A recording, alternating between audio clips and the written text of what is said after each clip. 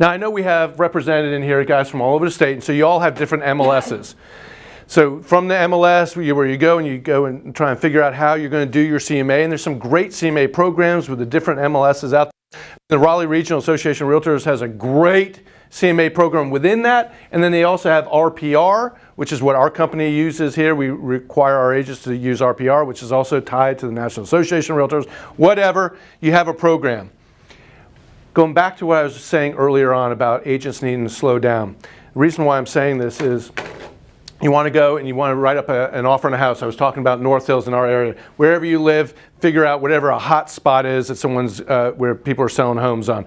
What I'm talking about North Hills is a home could go on the market today at 10 o'clock, a sign go out in the yard, and by 5 o'clock you got 6 offers on the house, and the agent says all offers need to be in by 5 o'clock today. That's how hot this particular area is. All right, even today with Corona out there, and add in the fact that you got 2.5%, 3% interest rates going. So now you got multiple offers coming in.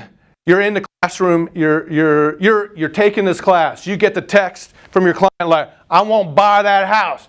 I need to go buy in the house because I've lost 6 other homes that I wanted to buy in that neighborhood because we haven't been on top of it. So you're like, woo, I want to do it. But you know what? I'm sitting in on this class that I got to be out until 1 o'clock in the afternoon. So you got 2 options. One is you can just skip out on the class and then take it another day. Second thing is you go ahead and finish up the class. You go and say, okay, well I can get you into a showing at 2 o'clock. You go in at 2 o'clock, you go in and show the house, and then you walk through and they're like, whoo, I want to write up this offer. You get out of there at 3:30, you get back to your office, you get back to your home office now, and you say, I got to write up this offer, I got to do a CMA. Well, ain't nobody got time for doing a full-blown CMA. What am I talking about full-blown?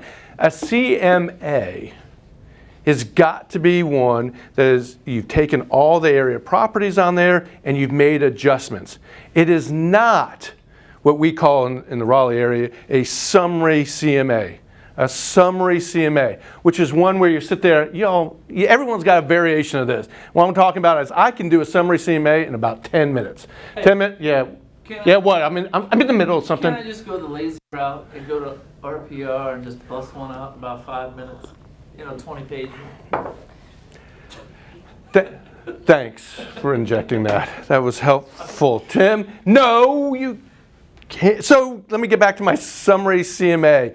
So you got a summary CMA. I go into the subdivision, or I go into pulling up listings. And I go in, I key in, you all know what I'm talking about. You go in, you key in the subdivision in there, and then you just go back 6 months to previous sales. You go, I want to see closed, pendings, and actives. Why do you want pendings and actives? Because you want to check out what the trends are. That's all cool on it. And then you just do a search. And then you go and it prints out, you go and you click down the different types of CMAs, you see summary CMA, and then you see something like you got all these different homes on there, and then they come out with a square foot price.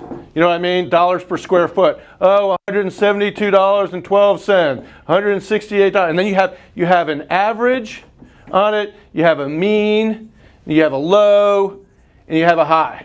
Right? This is what I'm talking about on here. And then you just like, okay, it's $168 square foot. Multiply that by the square footage of the house. Boom! That's what I need to sell that house or buy that house for. That would be a problem when it comes to the real estate commission, because you didn't take into account, does that house have granite? Does the neighborhood have granite? Does the neighborhood have 3 bedrooms, 2 bedrooms, whatever? You don't make the adjustments for it. You go in for that house on it, and then they lose it. Why? Because you went with something like this. And then they get ticked off and they send a complaint over to the real estate commission and they say, hey, hi.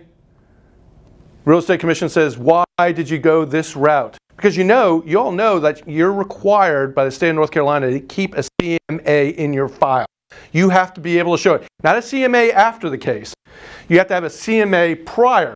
So you know how it's all dated, RPR, Tim, like this, right? Your summary CMAs, all that has a date down at the bottom on here. That date has got to show you put that information in order to give valuable, that information of what they should be offering, how they should be offering it. Here's where I think the price ought to be.